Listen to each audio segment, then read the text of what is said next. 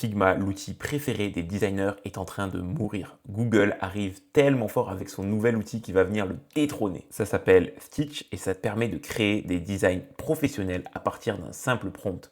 Dans cette vidéo, je te montre comment je suis parti d'une idée pour faire une app complète dispo sur le web avec un design magnifique. Nous voilà sur l'interface de Stitch, le nouvel outil créé par Google qui va remplacer Figma. Avec cet outil, il est possible de prompter, donc de demander à l'IA de nous réaliser des designs sur mesure pour notre besoin. Pour ça, on a juste à écrire ce qu'on veut, mais la meilleure des manières, selon moi, pour créer son propre design, donc imaginons qu'on a une idée d'application, de site web, peu importe, eh bien, c'est pas forcément de la décrire ici, puisque lui, il attend un design spécifique. Donc pour ça, je te recommande vraiment d'aller d'abord dans Gemini, ChatGPT, Claude, peu importe le LLM que tu veux utiliser, donc une intelligence artificielle, et de lui décrire ton besoin. Donc là, ce que je vais faire, c'est que je vais parler et décrire une petite application que j'aimerais développer. Donc on est parti.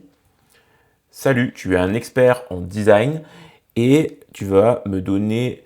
Je viens d'envoyer le prompt à Gemini et il commence déjà à me répondre. Donc on va avoir normalement un rapport détaillé de l'UX pour le designer qui va reprendre ce rapport pour créer le design attendu pour l'application. Or, ce sera Stitch qui va s'en occuper. J'ai continué à prompter Gemini pour qu'il me génère le rapport que j'attendais en termes de conception et d'UX. Donc là, voilà, il m'a généré tout ça. Ce que je vais faire, c'est très simple. Je vais tout simplement copier le rapport. On va s'assurer de copier uniquement voilà, le rapport. Comme je fais là, tu copies et tu vas dans Stitch et tu dis fais-moi les designs pour mon application. Hop, je lui mets le rapport juste ici. Et là, je vais faire une application web. Donc, je m'assure de cliquer sur le web.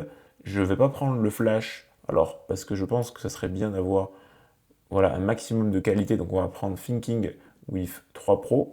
Et je vais envoyer la requête à Stitch. Il va se mettre au travail immédiatement. Ce qui est bien avec Stitch, c'est que certes, il va générer des visuels qui seront déjà magnifiques, mais en plus de ça, ils vont être directement exploitables à travers du code. Parce que Stitch fournit également le code de ces designs, donc on peut directement le copier et le mettre dans un fichier index.html pour directement le voir sur son navigateur, par exemple. Mais encore mieux, on peut le donner à une intelligence artificielle qui va prendre le code, l'adapter et le développer pour en faire une réelle application fonctionnelle. Et c'est ce qu'on va voir dans cette vidéo. Donc là, on peut voir que Stitch est encore en train de travailler. Il lui reste environ 50 secondes avant qu'il termine le premier visuel. Pendant ce temps-là, on peut tout simplement être tranquille et boire un petit coup. Très rapidement, j'interromps la vidéo pour te demander si tu apprends quelque chose dans cette vidéo, alors rends-le-moi en mettant un pouce en l'air, ça aide énormément la chaîne. Et abonne-toi pour ne louper aucune des prochaines vidéos, car ce qui arrive, ça va vraiment t'apporter, à mon avis, énormément de valeur. Allez, on est reparti. Il a bientôt fini de travailler. On peut voir que progressivement, les designs sont en train d'apparaître. Et donc, on va commencer à jeter un œil à la première page. Donc, comme on peut le voir, c'est en anglais. Donc, on va demander des modifications déjà à ce niveau-là. Mais globalement, c'est très beau. C'est très beau parce que franchement, on a une application, enfin en tout cas, on arrive sur un visuel qui fait très professionnel avec des bonnes couleurs qui sont toutes accordées les unes avec les autres pour rendre dans un beau visuel. Derrière ça, on a l'impression que bah voilà, on peut cliquer sur chacun des boutons. Alors évidemment qu'on ne peut pas cliquer parce qu'il s'agit d'un visuel, mais justement c'est tout là l'intérêt, c'est derrière d'aller exporter ça pour le rendre vraiment fonctionnel. Donc voilà, moi je m'attends à quelque chose comme ça quand je demande mon application, donc ça me va très bien. On va quand même demander quelques modifications, notamment au niveau des couleurs. Moi je m'attends à quelque chose d'un peu plus blanc et moins noir. Et également, voilà, on va demander de le mettre en français. J'aime beaucoup ce visuel-là, je trouve qu'il est très bien. Alors par contre, le truc de la musique, on va demander de l'enlever, peut-être, parce que c'est pas forcément nécessaire. Et qu'est-ce qu'on peut demander de plus? On peut demander d'ajouter comme des checkbox. Alors est-ce que ce serait ici, donc pour cocher les cases, ça serait bien de cocher des cases à un endroit, donc de rajouter un visuel supplémentaire. C'est ce qu'on va lui demander. Donc tout simplement pour ça, on va lui demander ici, donc il n'a pas fini malheureusement, mais on va quand même commencer à lui répondre. J'aimerais que tout le contenu, ok, il a fini le design du milieu, on va zoomer, on peut voir une superbe courbe magnifique avec comme sur GitHub, l'historique d'activité, donc ça je trouve ça sympathique. Ouais, la petite récap ici, ok, ok. Franchement j'aime beaucoup. Bah, voilà, on va quand même lui envoyer mon prompt que je lui avais demandé, donc dans une page supplémentaire, et voilà. Et donc là on va demander des modifications sur les pages existantes. Donc ce qu'il est en train de faire pour mes modifications demandées, c'est qu'il génère 4 nouvelles pages. Donc j'imagine 3 pour tout simplement les pages existantes et en même temps une nouvelle parce que je lui ai demandé de rajouter une page de tracking. Il vient de terminer la modification, on peut voir que voilà, il a respecté le light mode et il a oublié néanmoins de me refaire cette page-là. Par contre, il m'a bien fait le tracker qu'on peut voir juste ici que j'aime beaucoup. Donc, on va lui prompter une dernière modification pour qu'il rajoute cette page et à la fois qu'il enlève le côté musique parce que j'ai pas forcément envie d'avoir la musique. Et voilà, ça sera très bien. On va peut-être également lui demander une page profil. Ça y est, Stitch a terminé de faire les modifications que je lui ai demandé. Il a recréé une page du coup pour la courbe que je lui avais demandé. Or, j'avais oublié de sélectionner la page pour demander ma modification. Et comme on peut le voir, du coup, c'est pas exactement la même page. Donc, je vais vouloir la supprimer et on va faire des modifications beaucoup plus propres. Pour ça, je vais cliquer sur la page ici et je vais dire Edit et je vais dire Add to Chat. Donc là, voilà, elle est ici maintenant. Je peux tout simplement déjà dire je la veux en mode white avec la possibilité de passer en dark mode.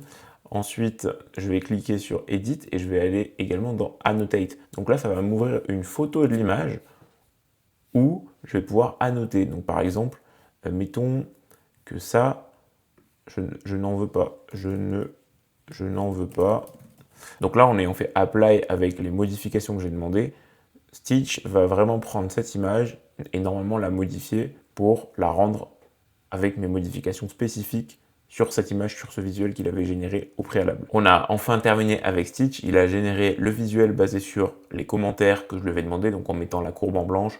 Voilà, donc j'aurais pu être plus précis dans mon prompt pour aller chercher davantage de détails là où j'en avais envie. Bon, en tout cas, voilà, je fais ça d'une manière assez simple pour la vidéo, mais toi, tu peux aller vraiment beaucoup plus loin en lui détaillant exactement ton besoin et tu peux t'aider d'une IA pour avoir exactement les visuels que tu aimerais avoir. Donc nous, ce qu'on va faire là maintenant, c'est qu'on va sélectionner les visuels qui nous font plaisir, qu'on a envie de garder et lesquels on a envie d'implémenter dans l'application. Donc pour ça, on va prendre les visuels qui sont en blanc, donc on va tous les sélectionner ici, comme ça, hop, hop. Ensuite, on va faire un petit export to AI Studio et on va dire fais-en-moi une application Build with AI Studio. Et donc là, ça va envoyer les visuels dans Google AI Studio qui va être chargé de créer l'application. Voilà, et là, je vais prendre un modèle un peu plus fort. On va prendre le Pro Preview. Voilà. Microphone source, tout va bien. Et là, on peut lui envoyer ceci. Donc là, il va se mettre au travail. On peut voir que Gemini 3 Pro Preview est en train voilà, de cooking, donc de cuisiner l'application. Et on va pouvoir déjà voir le code, mais surtout voir une preview de l'application, à quoi elle va ressembler. À ce moment-là, on pourra déjà potentiellement l'utiliser et on va la sauvegarder pour potentiellement la déployer sur Internet pour pouvoir l'utiliser sur notre téléphone ou sur un autre ordinateur ou la partager à quelqu'un d'autre ou tout simplement l'améliorer via d'autres outils qu'on va voir juste après. Et voilà, on a l'application qui est développée par Google AI Studio. Donc comme on peut le voir, voilà, on a une preview, le code est juste ici, donc on peut y accéder. Et surtout, ce qui nous intéresse, c'est la preview pour pouvoir consulter tout simplement l'application. Donc on peut voir que c'est interactif. Tout n'est pas bien évidemment fonctionnel. Voilà, on peut voir en gros comment ça fonctionne visuellement les interactions avec l'application. Donc on peut voir les habitudes, on peut cliquer, voilà, on peut décocher. Bref, on peut naviguer, ça me plaît bien et c'est très joli. Voilà, on a quelque chose de visuellement magnifique et ça ne demande qu'à être implémenté. Mais avant toute chose, je vais quand même lui demander des modifications parce qu'il est possible également à cet endroit-là de demander des modifications. Qu'est-ce que je vais demander comme modification? Je vais demander que voilà, qu'il y ait une corrélation entre le dark mode et le light mode, là, parce que je n'arrive pas à voir où c'est que je peux mettre ça.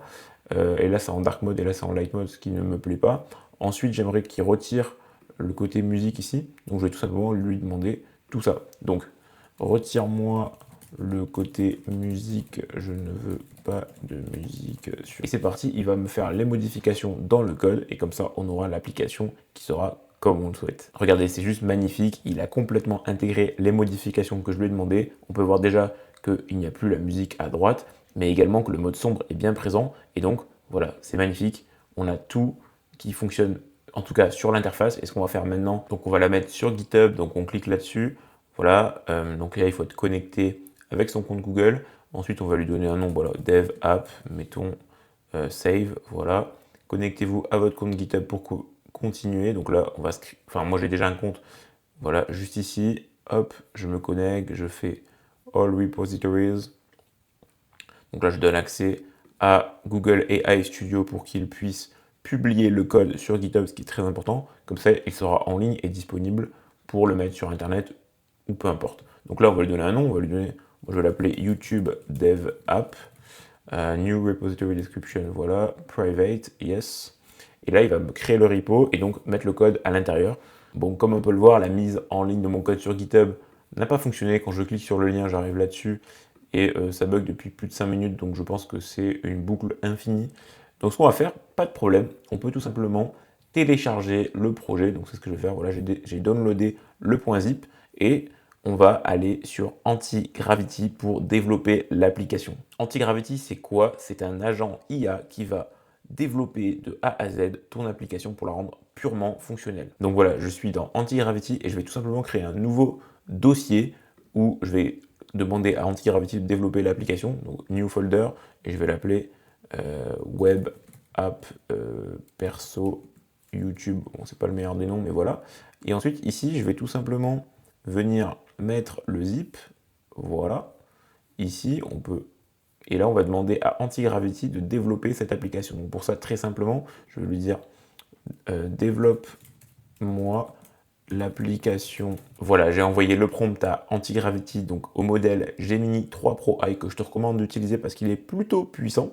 Et on peut voir qu'il a commencé à travailler, donc il a repéré certainement le zip. On peut suivre un petit peu son processus ici, mais le principal de toute manière, c'est qu'il va prendre le zip, le décortiquer, voir comment il a été fait par le Google AI Studio et normalement en créer une application 100% fonctionnelle. Donc ce qu'il faut comprendre à ce stade de la vidéo, c'est qu'on est parti d'une idée, on a généré un design d'une très bonne qualité sur lequel on peut itérer et derrière ça, on l'a donné à une intelligence artificielle pour qu'elle implémente ce design avec du code, mais c'est du code qui reste encore très front-end. Donc ce qu'on appelle le front-end, c'est ce qui est visuel, c'est pas encore très fonctionnel, on peut pas encore trop interagir avec les choses, même si ça marche concrètement. Et derrière, on prend ce code, donc ce début d'application codé par une IA, pour le donner à un agent qui lui va donner vie, va donner l'interaction entre tous les bouts de code pour que tout fonctionne entre eux. Et pourquoi on fait ça et on ne donne pas directement les visuels à l'agent? Parce que plus on va donner du contexte spécifique à l'agent, moins il va se perdre. Il faut lui donner le moins de liberté possible pour qu'il soit le plus puissant et le plus pertinent pour répondre à nos besoins. Antigravity a bientôt terminé de développer toute l'application. On peut voir qu'il est en train de faire les tests finaux pour s'assurer que tout fonctionne et qu'il n'y ait aucun problème. Donc là, ce qu'il faut se dire, c'est qu'on va pouvoir lancer l'application sur notre machine en local pour la tester. Et si elle nous plaît, on pourra la déployer sur Internet pour la rendre disponible de tous. Ça y est, il a terminé. On peut directement accepter les changements ici et lancer du coup la commande npm run dev. Donc on va aller dans le terminal ici et puis on va tout simplement aller dans le dossier du projet. Donc cd projet YouTube.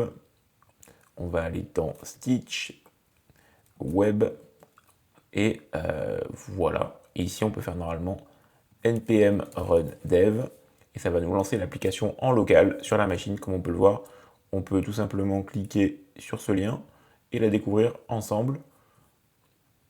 Donc voilà, on a l'application comme on l'avait, les visuels. Est-ce qu'elle fonctionne? On va tester le mode sombre, magnifique. On peut aller dans les habitudes, voilà, ça fait bien, les compteurs sont bien là. On peut peut-être faire un plus pour créer une nouvelle habitude, par exemple, voilà, lecture. On veut mettre 30 minutes par jour.